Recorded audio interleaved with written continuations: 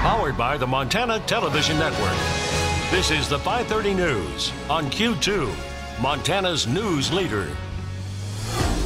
Good evening and thanks for joining us. I'm Russ. And I'm Jeanelle Slade. 2 prisoners currently sit on Montana's death row, and a potential bill in front of state lawmakers could eliminate execution from their futures. Now, Montana has executed 74 people in its history, and since the death penalty's reinstatement in 1976, only 3. The most recent in 2006 with murderer David Dawson. Dawson put to death for murdering 3 of 4 family members he held hostage in a Billings hotel room in 1987. Now, House Bill 350 would replace the death penalty with a life sentence without the possibility of parole. Groups such as the Montana Innocence Project and ACLU of Montana support that bill, sponsored by Republican Mike Hopkins of Missoula. Members worry innocent people could end up on death row. They also argue the death penalty unfairly affects people from certain ethnic and economic backgrounds. A person's chance of being executed goes up if they are not white, not wealthy, or not mentally sound.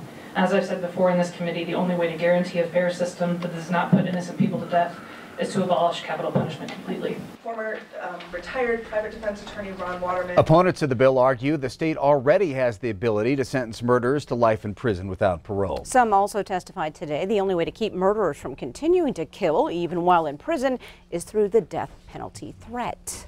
Wyoming lawmakers just considered a bill to abolish its death penalty, which has been used just once since the 1976 reenactment. However, last week that bill was voted down in the state Senate during its first reading, despite moving quickly through the House.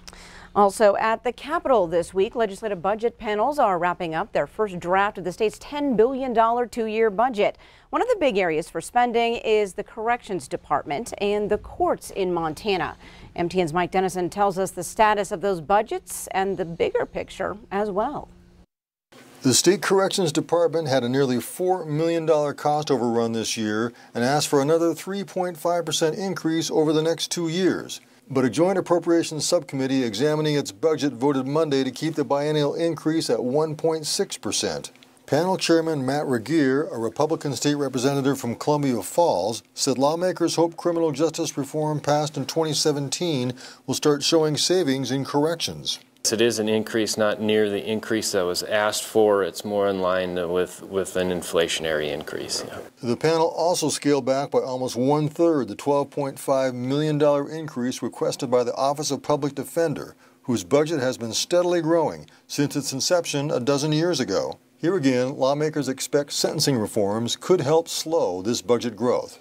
Once those bills start taking effect, it takes a little while for those to go, but the hope is then that ripple effect will hit out even to OPD and save in the future caseload growth. The longer discussion on this item Monday was whether cities and counties should pay more to support public defenders.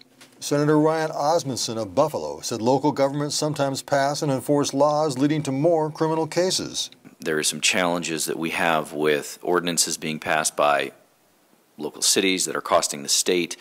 And all stakeholders do need to have, as they say, skin in the game so that all stakeholders are trying to watch the costs. The committee requested a bill that could change local contributions, but members said the bill may just ask for a study of the issue that reports back to the 2021 legislature. The panel also approved state funding for drug treatment courts in Helena and Polson. But this is just the first step in crafting the budget. The huge public health budget has its first votes on Tuesday, and we'll have more details on the overall plan later this week. At the Capitol, Mike Dennison, MTN News. Thanks so much, Mike. Now, these initial subcommittee recommendations go to the full House Appropriations Committee for a vote next month. Well, another bill this legislative session hopes to address gun safety in Montana, a bill that was put together by a group of Helena High School students. MTN's Jonathan Ambarian talked to one of the students about how the legislation came together. After the deadly school shooting in Parkland, Florida last year, local students formed Helena Youth Against Gun Violence. I turned the grief that I was feeling for those students and families at Parkland, and I turned it into fuel, and I got involved. Amanda Penley and other members of the group soon began looking into the possibility of creating legislation to address their concerns about gun safety. To effect real change, we needed some sort of policy in place. They contacted local lawmakers who gave them advice on the legislative process. Representative Mafi Funk, a Helena Democrat, connected them with a bill drafter. Eventually, their ideas became House Bill 477. It would create a fine of up to $1,000 if someone leaves a gun unsecured, a child fires it, and it causes death or serious injury to the child or another person. The bill would also require the Montana Office of Public Instruction to develop policies for firearms safety education. Really, it's about kids when you look at it, and just making sure that, yes, in Montana we own firearms and we're proud of that, and that's great. But also we need to be proud of the fact that we store them responsibly and we keep our children safe. Funk has agreed to sponsor House Bill 477. Penley said they also made a point of talking to Republicans about their ideas. They added the section on education in response to that input. We actually have learned so much from asking them questions and hearing their advice on the bill and what they think would work in Montana, as well as for their constituents. Regardless of what happens with House Bill 477, Penley says this experience has been valuable. Getting young people involved in politics is huge, and I think it's really important, and I have learned so much throughout this process. In Helena, Jonathan Amberian, MTN News. House Bill 477 has been assigned to the House Judiciary Committee. Penley expects it will receive a hearing sometime in mid-March. Well, these cold months put a lot of strain on people, especially those who do not have a place to go. But the Billings community has stepped up in a big way to help those in need. Q2's Samantha Sullivan has more. When the Community Crisis Center is at capacity, the Community Crisis Center has 18 beds and has a capacity of 45 individuals in the building. And on extremely cold nights, if they reach capacity, what they do is they will send clients to Billings First Congregational Church. It takes some of the pressure off of my staff. When we have 45 persons in the building, it's very, very busy and it's very, very intense.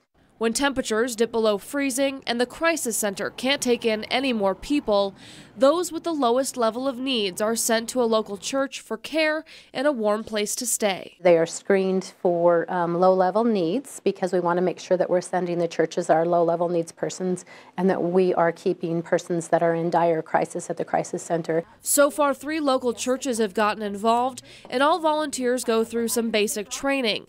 Mats were donated to the church by the Phoenix, which is a sober living gym in town, and meals are provided through the crisis center to those staying overnight. Sending them to the churches gives those folks that get to go, we're typically sending between 5 and 10, are able to go into a much more peaceful situation where they can actually rest and they can have, a listening ear from a volunteer. Lisa Harmon says she's proud to see not just the faith community, but the community at large coming together to help those in need. It's just been a great program to help the Crisis Center in the incredible work that they do to work with vulnerable populations. And so we are happy to be a part of the solution. In Billings, Samantha Sullivan, MTN News. And Sammy tells us the next volunteer training is 1 week from tomorrow on February 26th from 6 to 8 p.m. at the Billings First Congregational Church. All right, turning to weather now, Bob. We're definitely grateful for those centers because it sounds like it is going to be just downright miserable tonight. Well, the first part of the winter wasn't that bad, but the last 2 weeks have been really tough. And let me show you where we stand when it comes to the coldest February on record. We were, I think, about 3rd place a couple of days ago. Now we're into 2nd place. 2019, we're at the average temperature so far is 9.7 degrees in the first place. 1936 was the average temperature, 2.7 degrees. So you see, yeah, it's really cold here. And we're expecting, this was overnight lows last night, 1 below 0 in the Billings area. And as you'll notice, we're expecting clearing skies across most of Montana tonight. That's an equation for some very cold temperatures. How much? Well, in Billings, we're going to 5 below 0, maybe 20 below over at Havre. But check out the wind chill factors. We're going to probably see by tomorrow morning about 30 below 0 in Billings. Whoa, we'll have more in the forecast in a few more minutes. All right, thanks, Bob. Well, despite the snow and cold, fire mitigation experts say now is the time to start preparing your property for potential wildfires. And that includes developing an evacuation strategy with the entire family in case a fire threatens the area, designate an emergency meeting location, have several escape routes, and plan for pets or any large animals. Homeowners should also take a good look at their property to plan what needs to be done once the snow melts. Fire mitigation season officially kicked off last week, but experts say it's really a year-round activity. I mean, it's no secret. Fires are getting bigger, hotter. The fire season itself is longer. And there's a lot more structures at risk. There's been a lot of building going on around the state of Montana, and much of that is in the wildland-urban interface. Now, homeowner associations can get in contact right now with Fire Safe Montana to start developing vegetation management and evacuation plans. Coming up on tonight's 5:30 News, Bozeman is feeling the sting of an ever-increasing cost of living. That's not stopping the steady stream of new residents moving to the area. Find out why. And later in sports, Scott unveils Q2's latest edition of Game Changers, filled with circus shots. You're watching MTN News with Jeanelle Slade and Russ Riesinger. Storm Tracker weather with Bob McGuire. And sports with Scott Breen. This is the 5:30 News on Q2, Montana's news leader.